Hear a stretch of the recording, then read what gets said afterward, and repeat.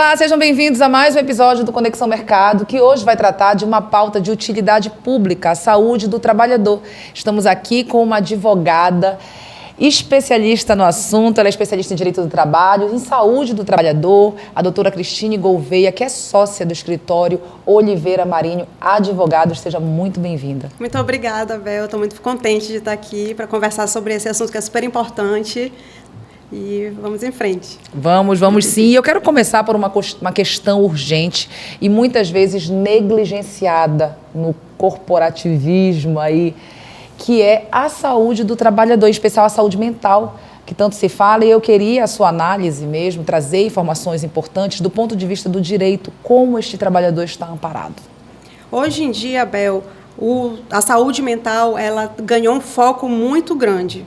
Inclusive, doenças como suicídio, depressão foram incluídas numa lista de acidentes de trabalho. O que é isso? Significa que quando um trabalhador é diagnosticado ou acontece esse tipo de situação, ele tem direitos diferenciados junto ao INSS, à Previdência.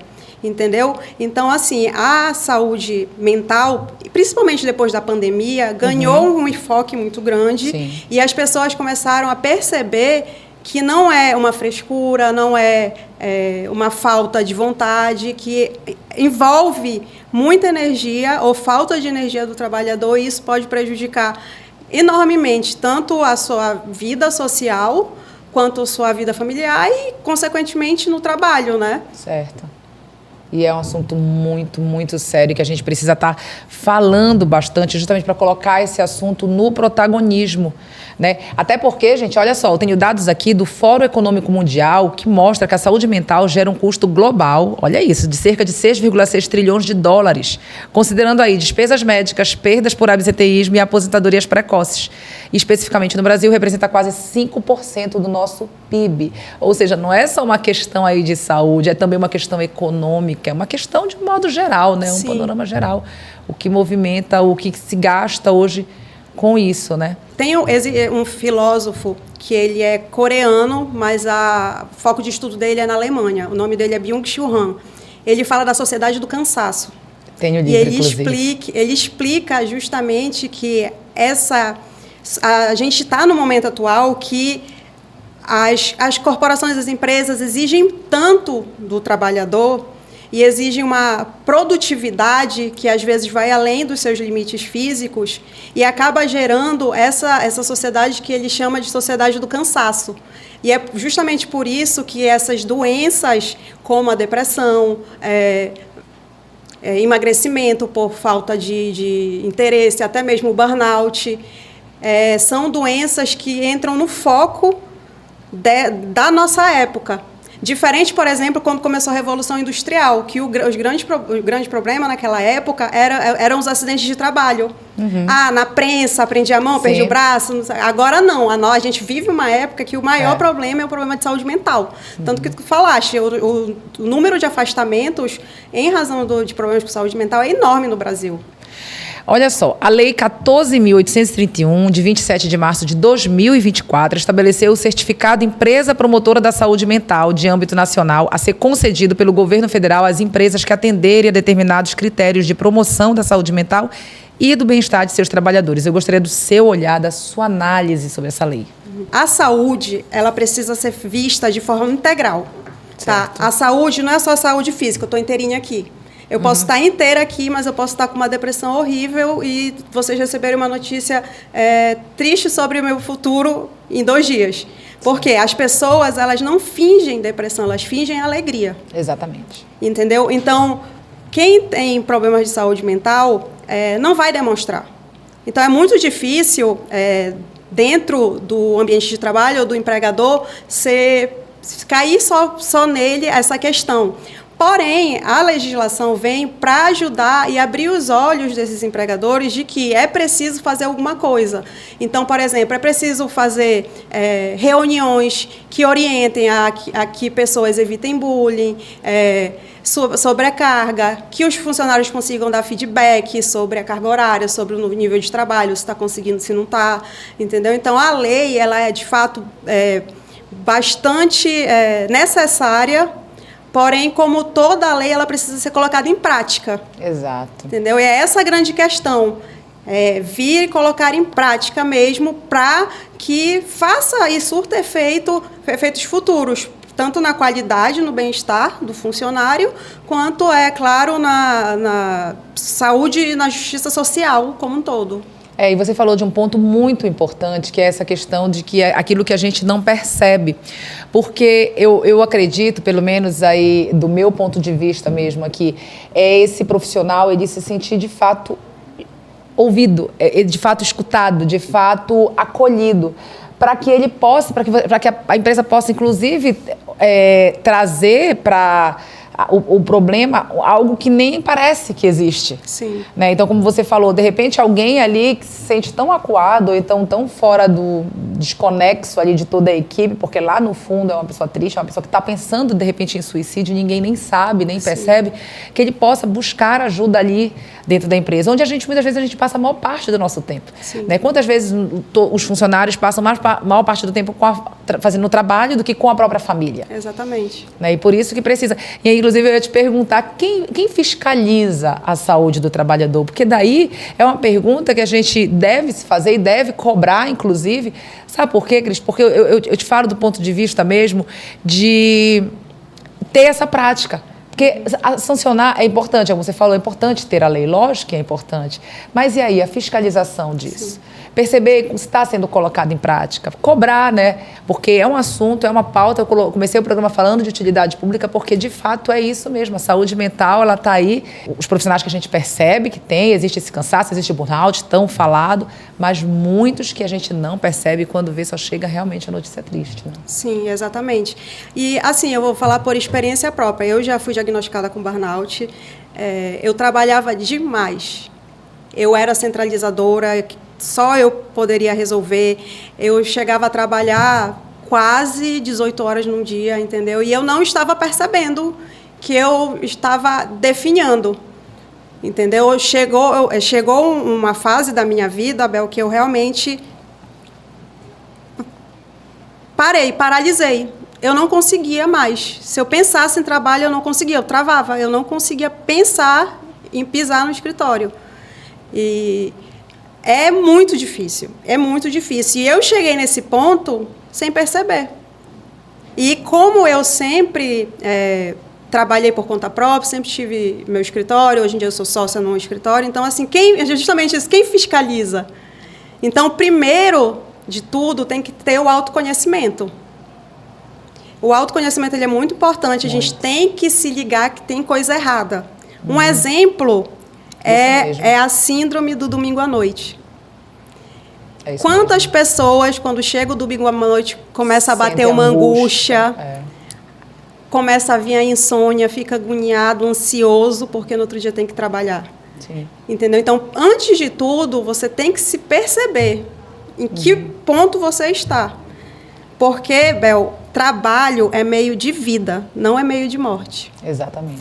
Então, a pessoa tem que se ligar em que situação ela está. Partindo disso, da pessoa ter um autoconhecimento, mas, por exemplo, ela está num ambiente de trabalho que não é saudável, que é um ambiente adoecido.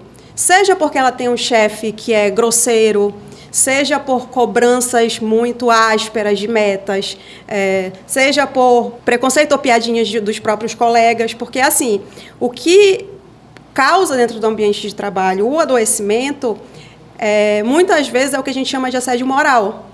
E o assédio moral, ele pode ser tanto vertical, que vem do patrão para baixo, também como horizontal, dos próprios colegas. Entendeu? Então, a gente já viu vários casos de pessoas que entraram com ações trabalhistas porque era xingada pelos colegas, porque eram menosprezadas, entendeu? Então, assim, quem fiscaliza?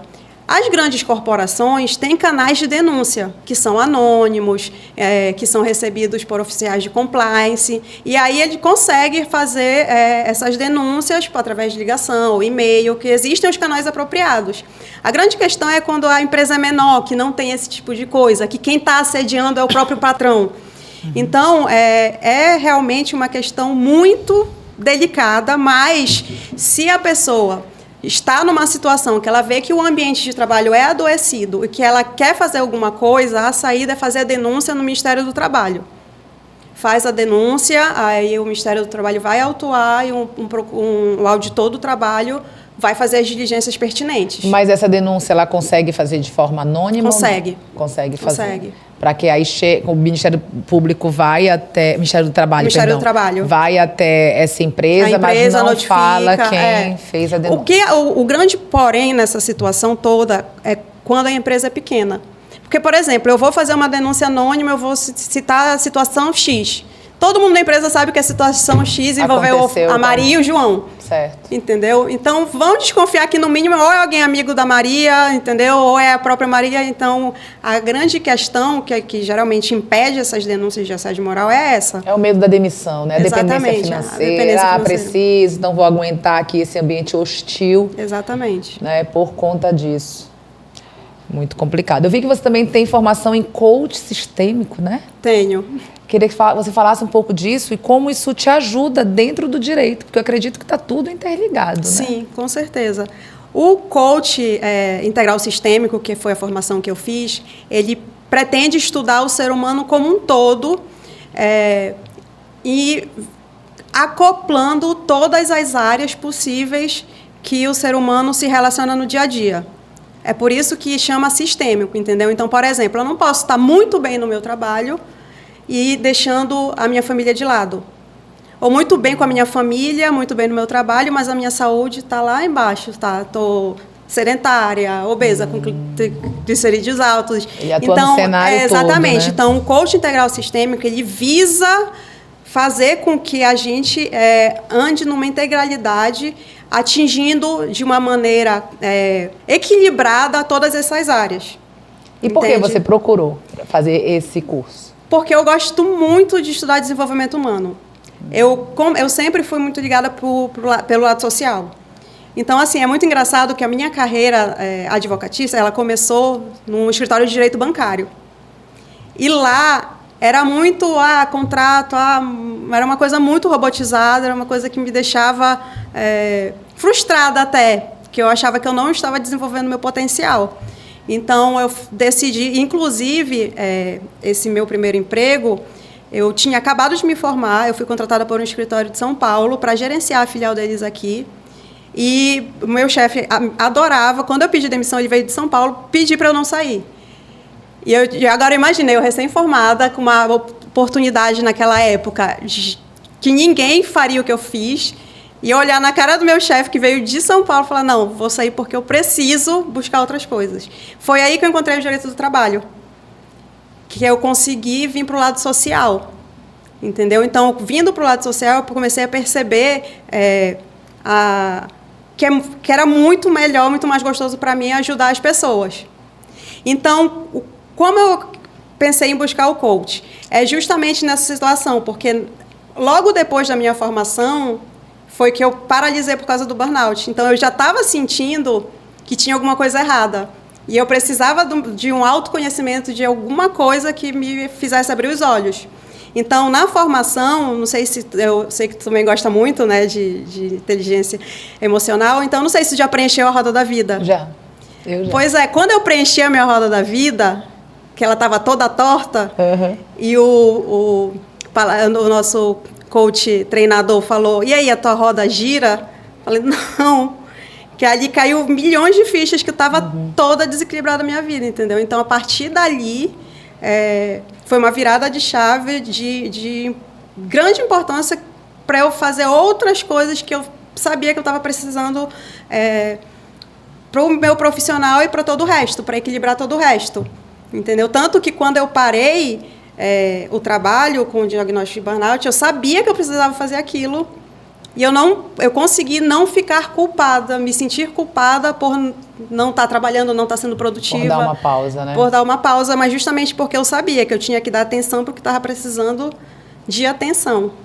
Entendeu? E é legal fazer esses processos aí, porque você fez para você mesma ali, você Sim. identificou o teu cenário ali de vida, e aí depois a gente começa a perceber com as pessoas que a gente atende, com as pessoas que a gente trabalha, e a gente usa disso, né, para fazer essas análises dessas pessoas e ajuda elas até em outras questões. Sim. Porque eu tenho certeza que você já deve ter olhado para a vida de alguém, algum cliente que tu atende e fala, olha, mas aqui também. Porque muitas vezes as pessoas não percebem, mas uma coisa vai puxando a outra. Com certeza. Né? Agora, doutora, é muito importante a gente também deixar aqui para a nossa audiência, porque assim, há quem possa fazer essa pausa.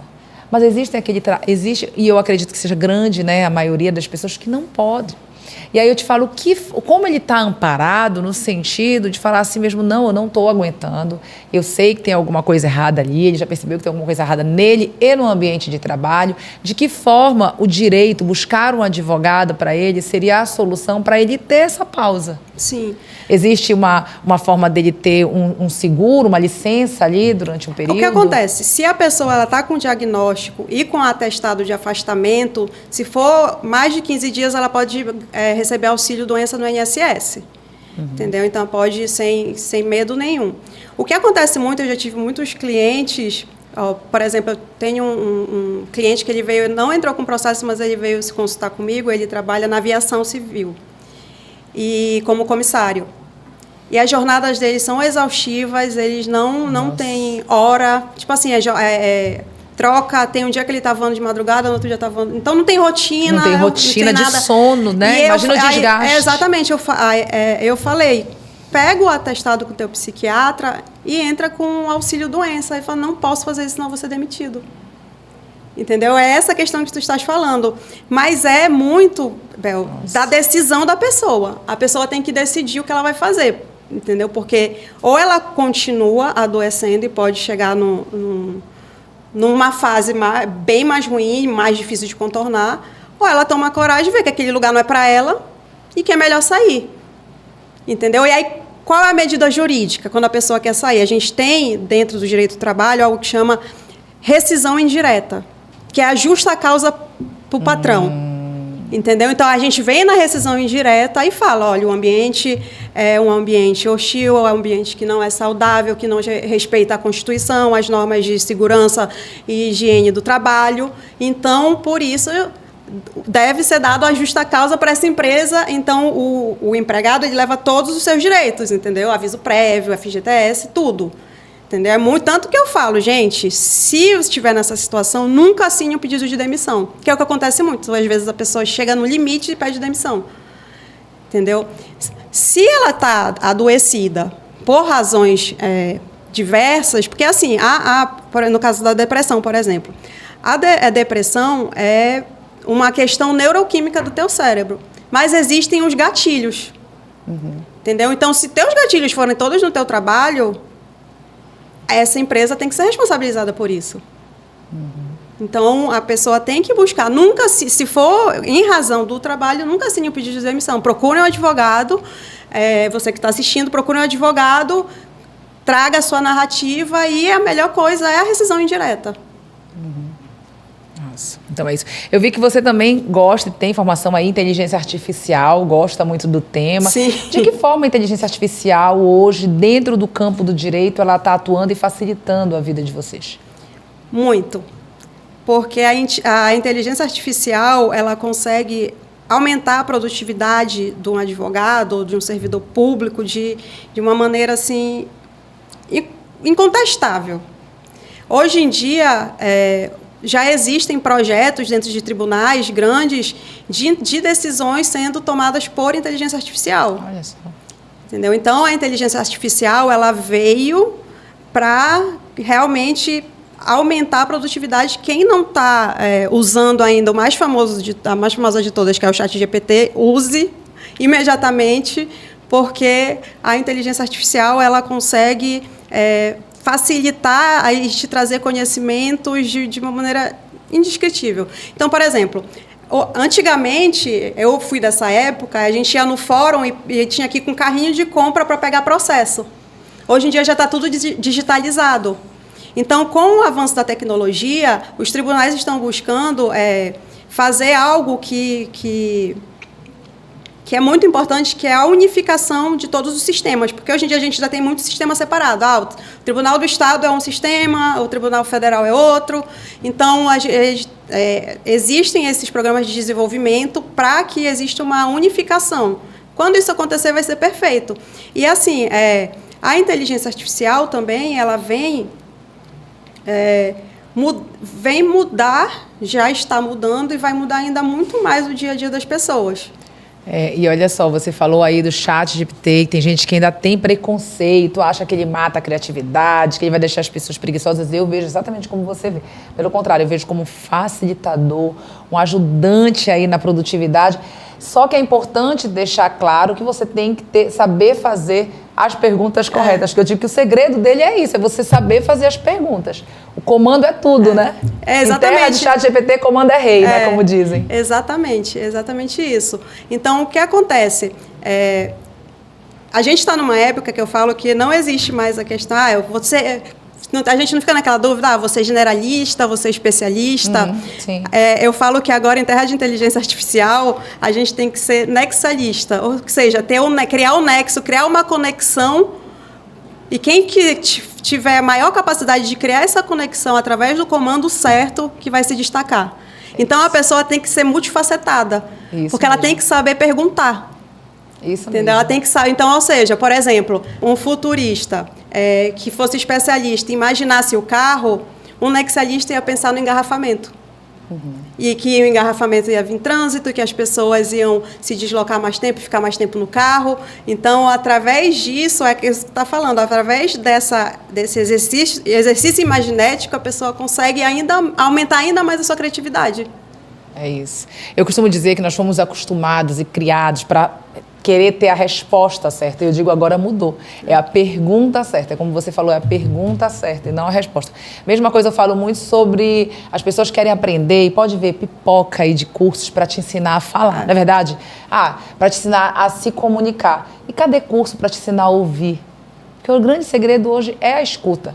Então, a gente tem até o Roberto Chiniachi que fala muito sobre a escutatória. Gente, vão aprender a arte de escutar. Ninguém quer. As pessoas querem aprender a se comunicar.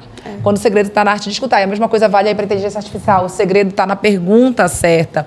Doutora, para a gente finalizar, voltando aí para o direito do trabalho, a saúde do trabalhador, que é tão importante, o que, na sua opinião, do ponto de vista mesmo de advogada e cidadã, você acha que as empresas, grandes, médias, pequenas, elas podem fazer para que a gente consiga aí, pelo menos, aumentar essa porcentagem de ambientes de trabalho mais saudáveis?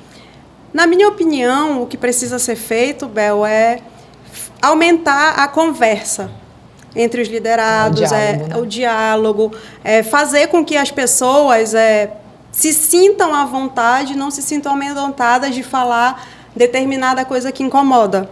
Entendeu? Determinada situação que está deixando ela sufocada, ou ela sobrecarregada, entendeu? Abrir o espaço para ouvir, entendeu? Então, por exemplo, o que uma empresa poderia fazer? Ela poderia deixar uma caixa, entendeu? Deixe aqui seu comentário, sua sugestão, alguma coisa, que a pessoa pode ir lá e escrever anonimamente, entendeu? Essa é uma solução. Que nem toda empresa consegue ter um psicólogo dentro, exatamente. Né? Como algumas têm, né? Não, exatamente. As empresas menores não têm como ter isso. Então, mas uma caixa exatamente, uma caixa de sugestões. Estabelecer reuniões quinzenais que tratem e esclareçam sobre como evitar assédio moral no trabalho, entendeu? Ter esse tipo de conversa, falar que a pessoa precisa se cuidar, quais tipos de cuidado ela pode fazer, como levar um autoconhecimento maior para a pessoa, entendeu? Isso a gente trabalha muito forte e vem muito do coaching, né? De trazer esse autoconhecimento para que as pessoas elas se percebam. E a gente pode aplicar de maneira muito simples, na verdade, uma gerência pode fazer, um líder pode fazer, situações, simulações que tratem e conversem e esclareçam para aqueles funcionários o que pode e o que não pode, o que pode e não deve ser feito. Tá certo. Doutora, deixa pra gente a sua rede social, a rede social do escritório, endereço, o escritório está localizado aqui, mas também tem em Santarém, Óbidos, né? Deixa essas informações todas para nossa audiência, por favor. Tá. Antes de tudo, eu quero te agradecer, Bel, por ter me recebido aqui. Muito obrigada. Meu Instagram é Cristine Gouveia. A rede do escritório é Oliveira Marinho Advocacia. Nós temos hoje 8 unidades em todo o Pará. Aqui em Belém a gente fica perto do Ver-o-Peso, é muito fácil de achar. Temos em Santarém, Óbidos, Oriximiná, Alenquer, Terra Santa. É muito fácil, a gente está por todo o Pará. Se você precisar, pode entrar em contato através das nossas redes sociais, que vamos orientar sobre questões de saúde do trabalho e muitas outras também. Obrigada, viu, pela sua presença. Para você que nos acompanhou, muito obrigada e até a próxima.